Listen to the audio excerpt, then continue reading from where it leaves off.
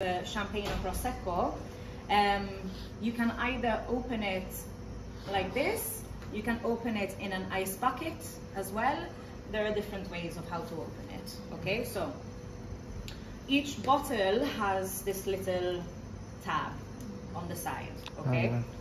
Personally, I don't use this tab, and I use a corkscrew anyway to take off the cage. But let's not, like this it's easy. So normally what I do is, before I go to the table and I grab the bottle, I pull it a little bit so that I get it, so it comes off clean.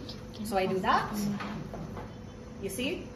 I've pulled it a little bit, so it started the process, okay? Then I will come to the table, do the same thing about this is what you ordered, etc. Then I will pull it, and this thing is going to go all the way around, okay? The reason I do it before, just to get that little bit started, is sometimes it gets stuck. So then you're pulling it and it's awkward at the table. So if you do that before you get it started, then you're fine, just a little bit, okay? And then you have this, okay? Sometimes it still gets stuck. That's why I like to do it with this, because it cuts as well, but it's a bit more difficult because you have the cage, okay? Now, with this, you don't have to face the label anymore.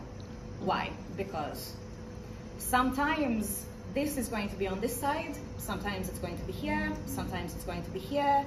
So it's always going to be in different areas depending on how the producer has done it. So in that case, it doesn't matter about facing the label anymore, because it's more important about being safe, okay? And being safe means you hold. Once my thumb is over the top, it's not coming off.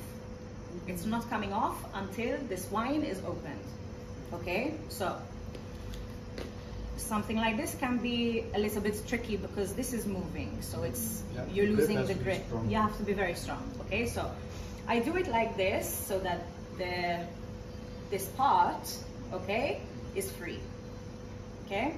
So now what I'm going to do is twist,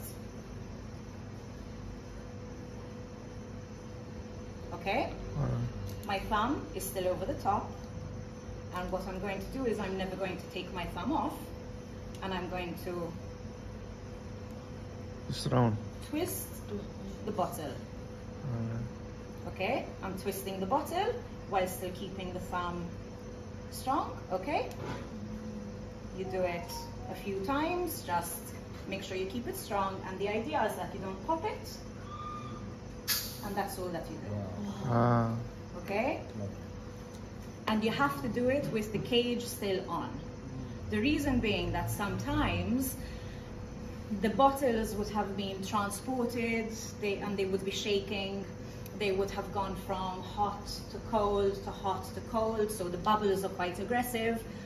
So sometimes, as soon as you start loosening that cage, the top will pop off. So that's why you loosen the cage while holding it, and you never take the cage off, and you open it with the cage on. Okay? Yeah? This again is going to take practice, okay?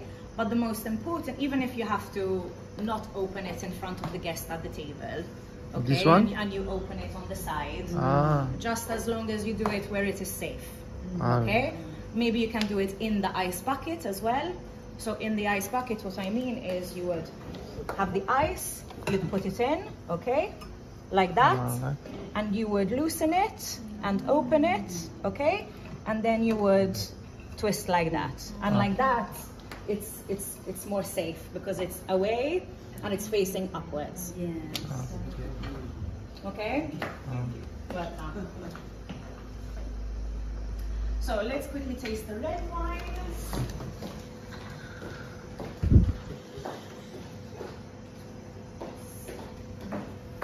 So this is the 1919 now.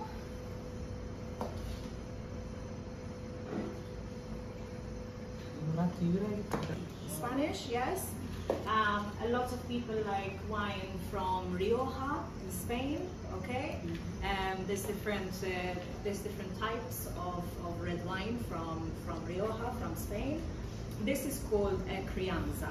Okay, so Crianza, for people who know Rioja wine, it's going to tell them a little bit about the style of wine.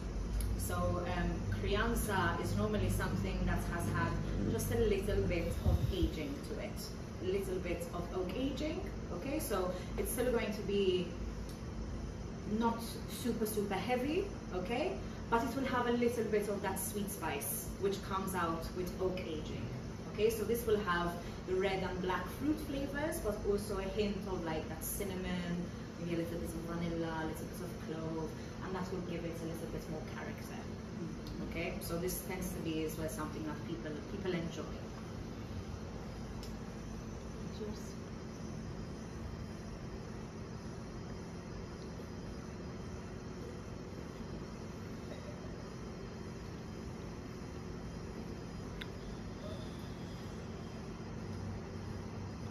This, in fact, is a little bit richer, a little bit stronger in terms of the tannins, okay? And that will tend to come as well with the oak aging that brings about those tannins a little bit more. Okay, so this one will be a little bit fuller. Okay?